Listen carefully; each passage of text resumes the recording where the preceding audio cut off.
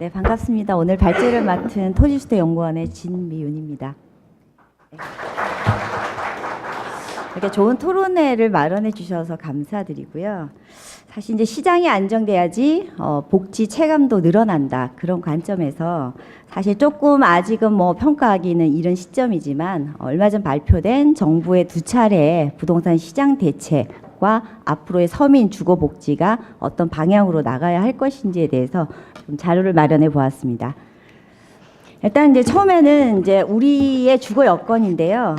지금 이제 우리가 어떤 상황에 처해 있는지를 좀 살펴보고요. 이제 두 번째는 두 번의 시장 대책에 대해서 간단하게 살펴보도록 하겠습니다. 그다음에 향후 방향에 대해서는요, 뭐 사실 설익은 얘기일지도 모르지만 또 토론자분들께서의 또 토론이 합쳐지면 앞으로 또 좋은 방안을 모색하는 데 도움이 될 수 있을 것 같습니다. 저는 이제 지금 우리의 시장 상황이 어떤가에 대해서 사실은 우리가 이제 뭐 경제적인 측면, 사회적인 측면, 심리적인 측면이죠. 사실은 주택 시장이라는 거는 이제 정서적인 이 행복감 이런 건데요. 박탈감이라고 해야 되나요? 나는 집이 없는데 누구는 집이 많다. 어떻게 보자면 그런 요인들이 경제적인 격차보다는 심리적인 박탈감으로 인한 어떤 사회 갈등의 원인도 될 수 있다라는 점에서 조금 더 좀 자세히 봐야 된다라고 저는 생각을 합니다. 이제 많은 분들이, 어떤 분들은 그러세요. 우리나라 집값이 별로 오르지 않았다. 다른 나라는 두 자릿수인데 우리는 지난 5년간 한 자릿수 8.3%, 4% 올랐습니다. 연간으로 따지자면 뭐 한 1%, 1.7% 정도 되는 것이고요. 일단은 전세값은 좀 더 많이 올랐어요. 아파트 전세는 더 비싸게 많이 올랐죠.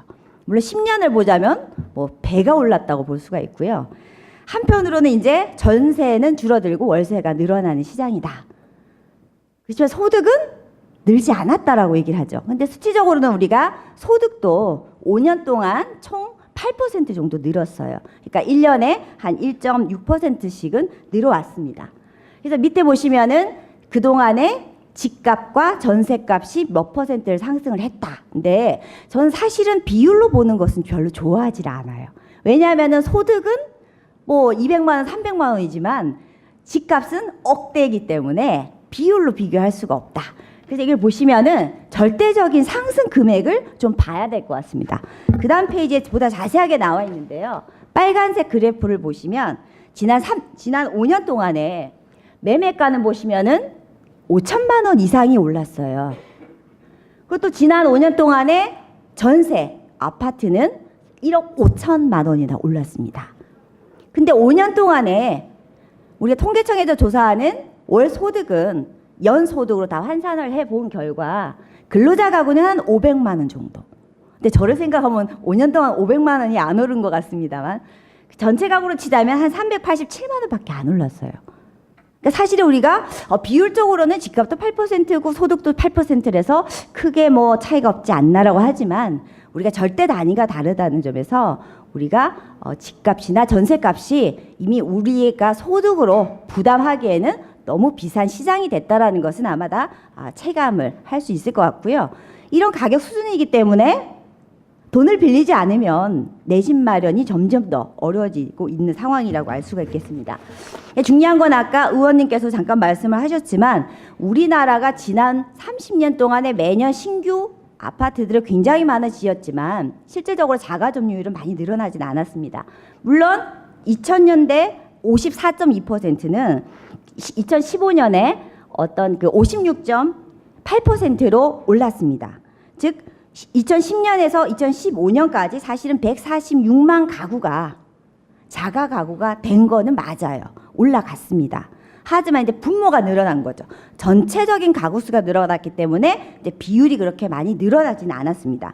하지만 중요한 것은 고소득층은 계속 자가 소유율이 늘어나고 있는 반면에 저소득층은 오히려 자가율이 떨어진다는데 문제가 있는 것입니다. 그래서 소득 계층 간에 집을 소유하는 비율이 점점 더 격차가 생기고 있다. 그런 사실을 보여주고 있고요. 사실은 뭐 소득 계층 간 불평등이 있다. 고소득층과 저소득층의 소득 격차가 크다. 이게 뭐 별 문제는 아닌 것 같지만 그것이 바로 집이 있고 없고의 차이가 아닌가라고 저는 생각을 합니다. 그래서 일단은 이쪽으로 보시면은 계층 간의 소득 불평도를 나타내는 뭐 지니 계수도 계속 악화되고 있고요.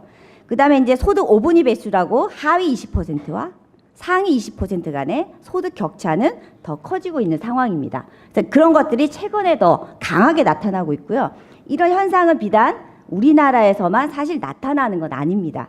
그래서 우리가 학계에서는 그런 얘기를 합니다. 인사이더, 이미 시장에 들어와 있는 사람과 아웃사이더, 시장에 못 들어가는 사람. 그러니까 어떤 그런 형태의 주택 시장을 이미 진입해 있는 사람과 진입해 있지 못하는 사람 간의 어떤 불균형의 문제, 기회의 문제, 그런 측면에서 많은 논란이 있고요. 어떻게 하면은 고른 기회를 가지고 박탈감을 덜 줄 것인가가 많은 국가들이 고민하는 과제입니다. 사실 중산층이 굉장히 줄어들고 있는데요. 전체적인 소득을 100으로 치자면 하위 소득도 15%, 저소득층은 한 15%, 고소득층은 한 15%, 중간층은 70%. 그래서 사실은 중산층이 튼튼해야지 우리 경제의 허리가 튼튼하다고 할 수가 있는데요. 일본도 중산층 70%를 사실 목표로 하죠. 정규 분포로 가는 거죠. 세금을 많이 내는 중산층이 많아야지 나라가 건전한 거죠. 근데 보시다시피 우리가 중산층이 60%도 안 됩니다. 전체 가구로 따지자면. 저는 굉장히 이걸 위기라고 보거든요. 대신에 누가 늘어났냐면 상대적인 빈곤층, 저소득층이 늘어났습니다. 계속 늘어나고 있습니다.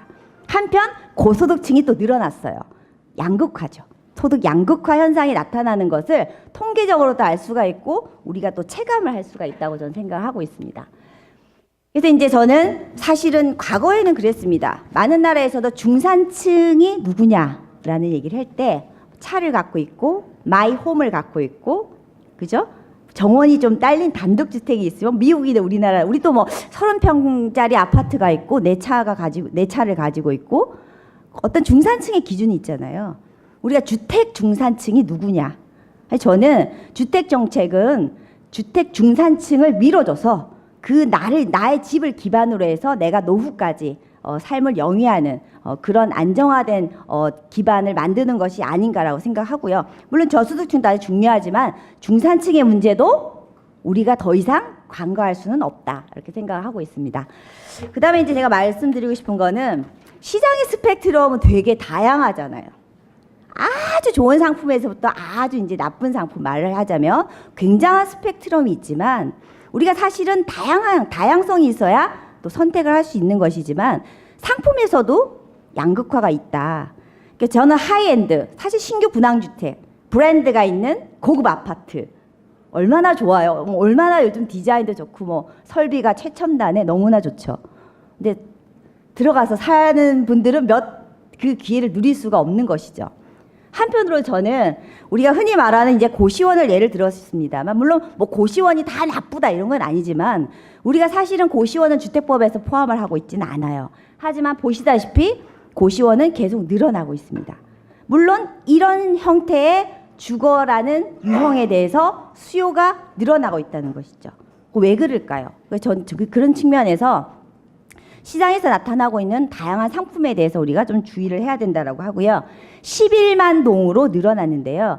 11만 동에 10가구씩만 살아도 사실 10만 가구를 훌쩍 넘는 그런 수치에 달한다고 생각을 합니다. 그래서 주택보다 주택 이외에 살고 있는 거처에 계시는 분들의 비중이 좀 늘어나고 있다. 이제 그런 부분도 알아야 되고요.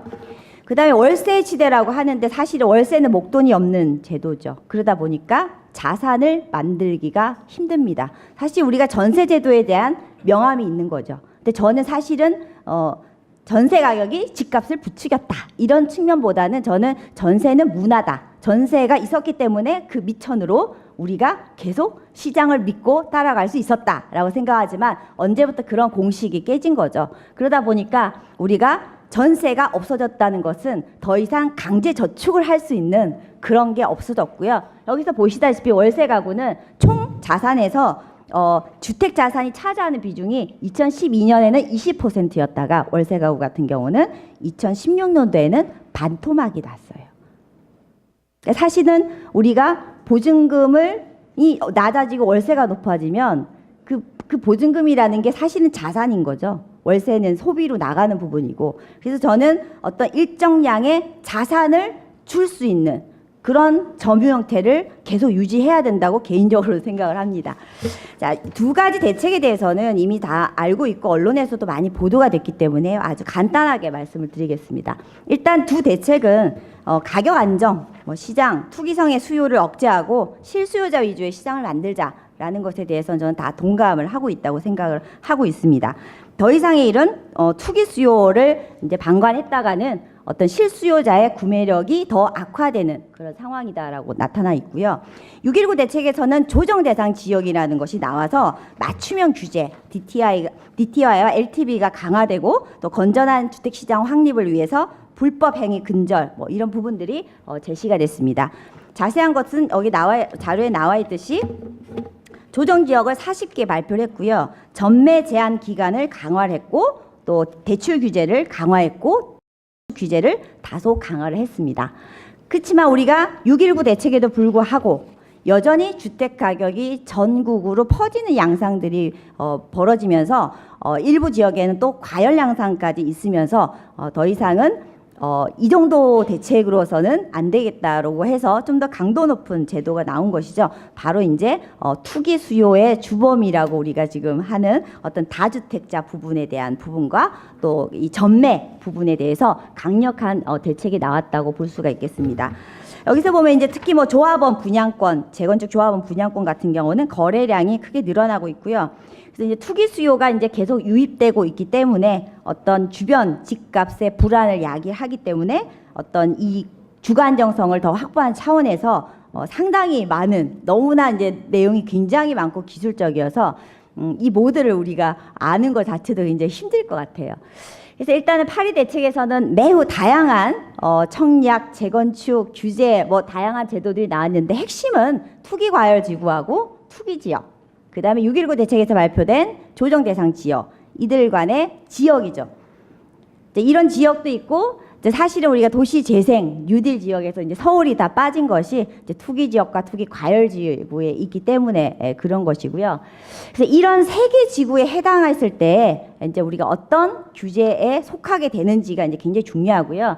이제 이러한 특정 지역에 쏠린 정책으로 인해서 사실은 다른 지역으로 이제 더 퍼져 나가기 전에 좀 조기에 잘 진압될 수 있는 되기를 이제 제가 기대를 하고 있습니다. 그래서 투기 지역에 대해 과열 지역에 대한 투기 수요 유입 차단에 대해서는 저렇게 4가지 방법들이 도입이 됐고요.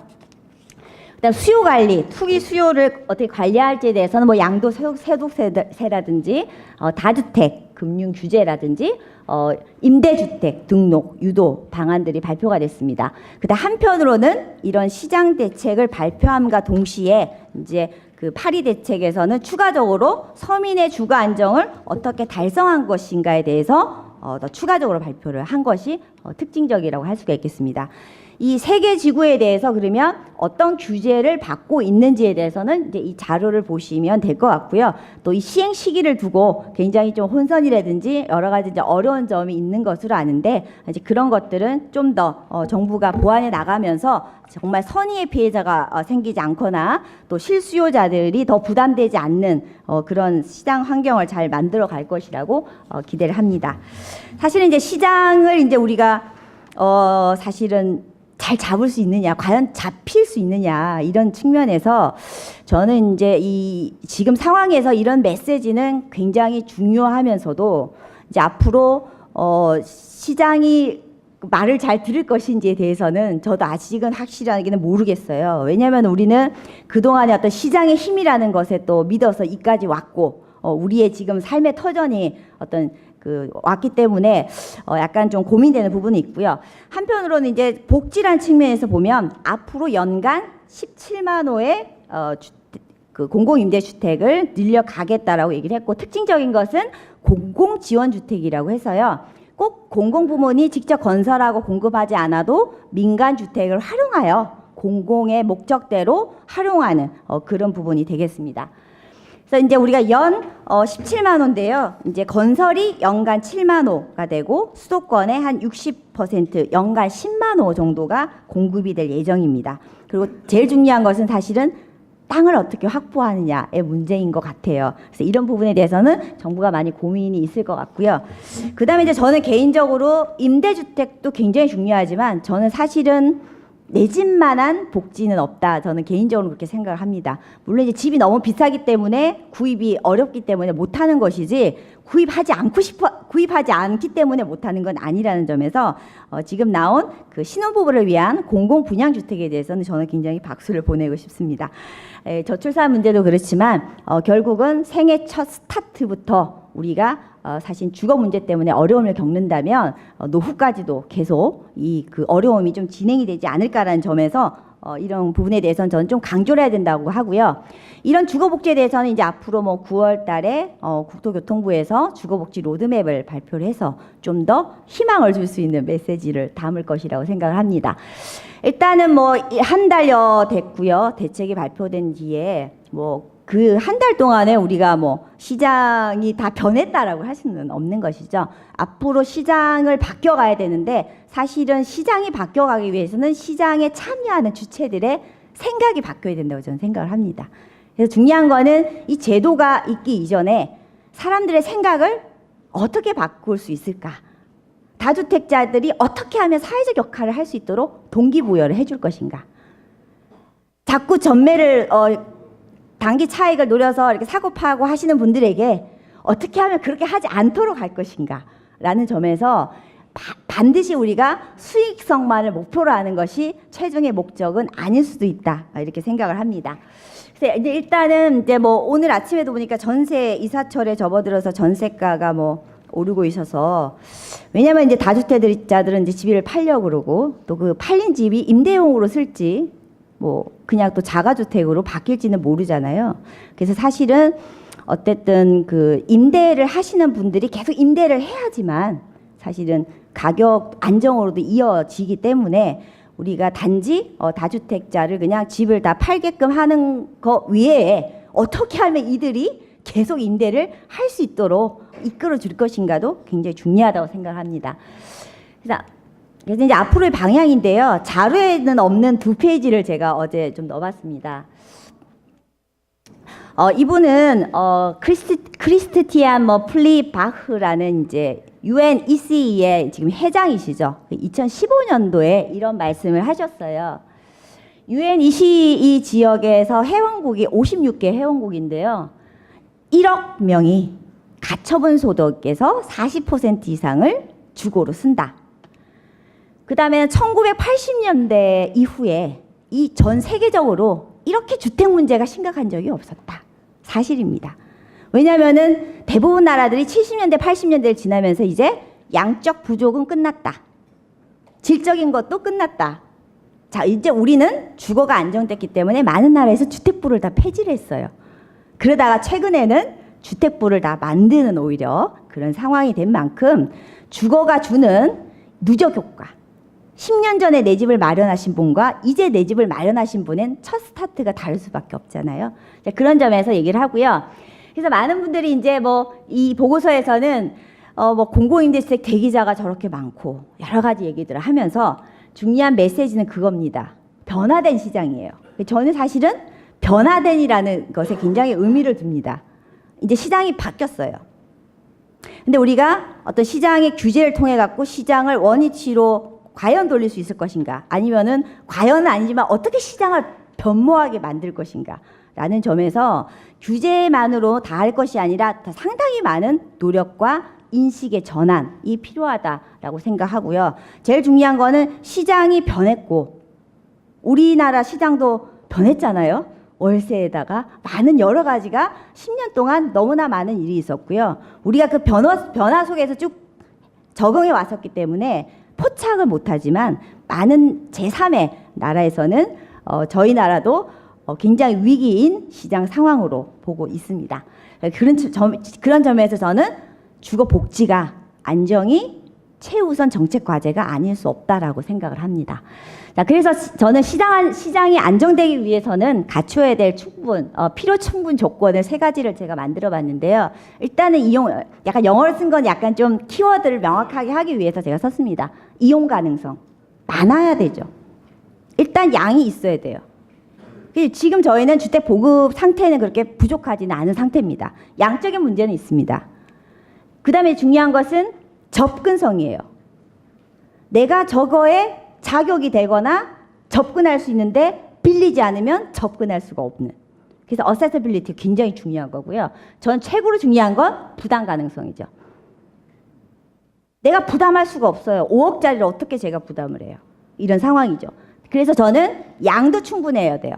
중요한 것은 내 부담 능력에 맞고 내가 들어갈 수 있는 집이 많아야 되는 거죠. 집만 많다? 아니죠. 내 집이 없는 거죠. 부담 능력이 안 된다? 그래서 이 세 박자가 잘 맞아서 균형적인 시장이 돼야 되고요.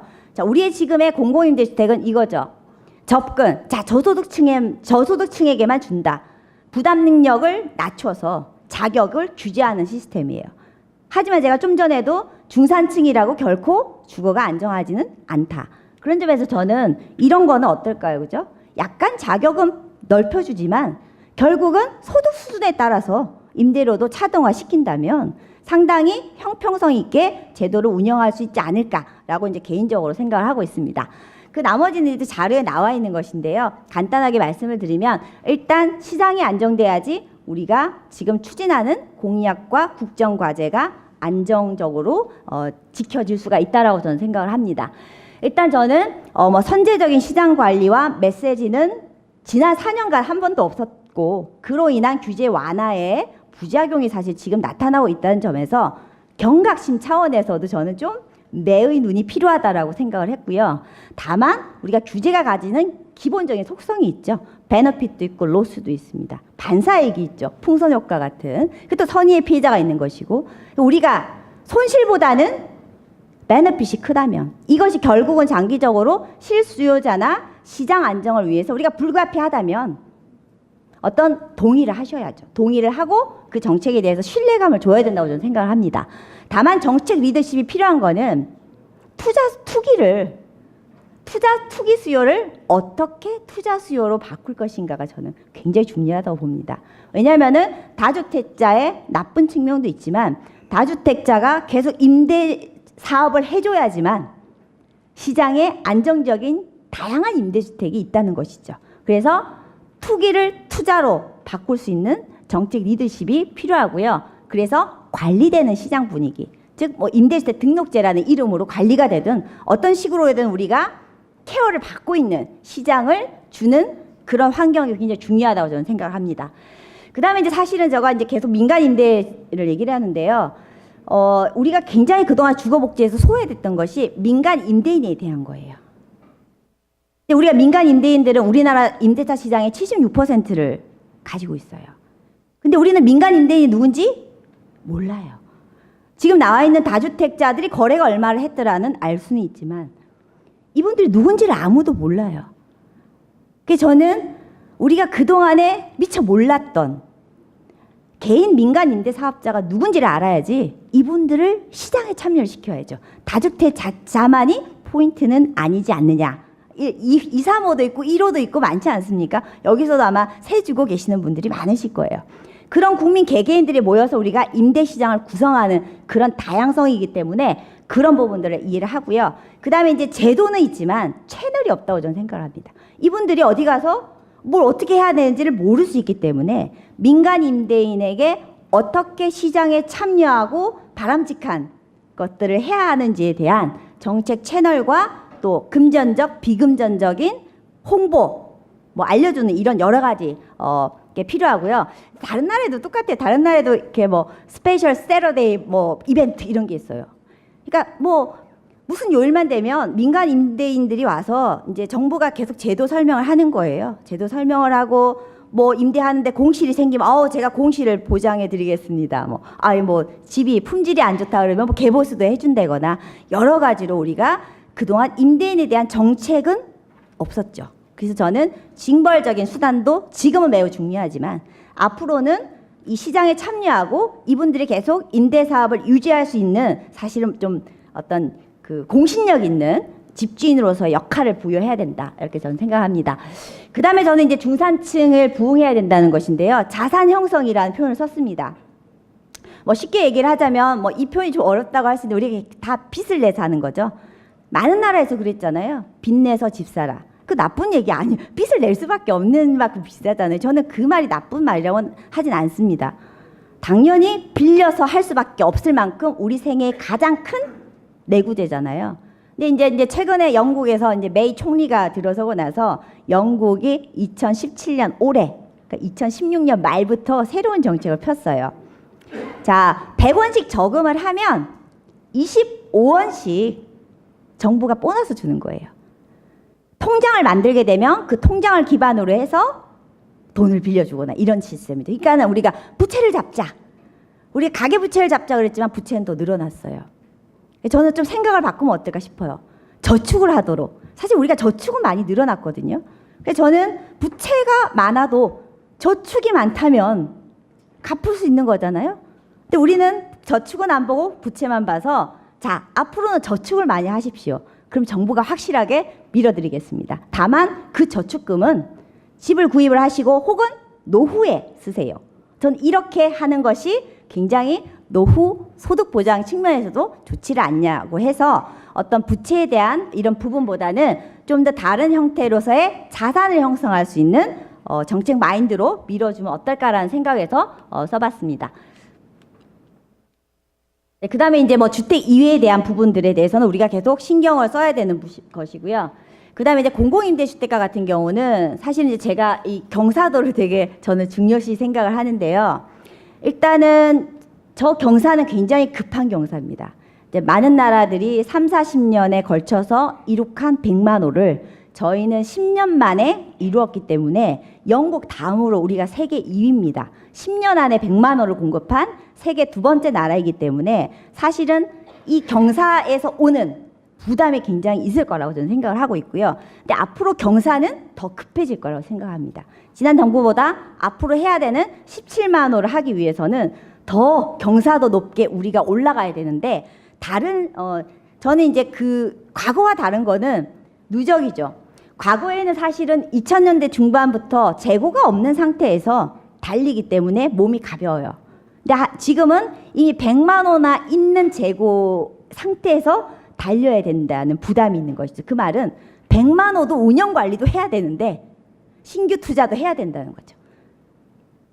그래서 그런 점에서 우리가 이런 공공임대주택의 자산을 누구에게 어떻게 효과적으로 배분하고 쓸 것인가는 굉장히 중요하고 우리가 관심을 가져야 된다고 제가 말씀을 드리고요. 그 다음에 이제 이번에 공약사항에도 나와 있습니다. 많은 나라에서는 공공임대주택을 몇만 호 짓자라고 얘기했을 때는 몇백만 가구가 기다리고 있습니다. 그래서 저희도 웨이팅 리스트, 대기자 명부를 만들어서 앞으로 국민들이 임대주택을 이렇게 원하고 있습니다라는 그런 시스템을 통해 가지고 수요를 정책에 반영하는 그런 것들을 지금 시도를 하고 있습니다. 그 다음에 이제 저는 마지막으로 뭐 님비 현상인데요. 저의 지나친 우려일지는 모르겠지만 사실은 뭐 얼마 전에 뭐 대학 기숙사에 대해서도 주변의 하숙집과 또 원룸 집주인들의 상당한 반발이 있었고요.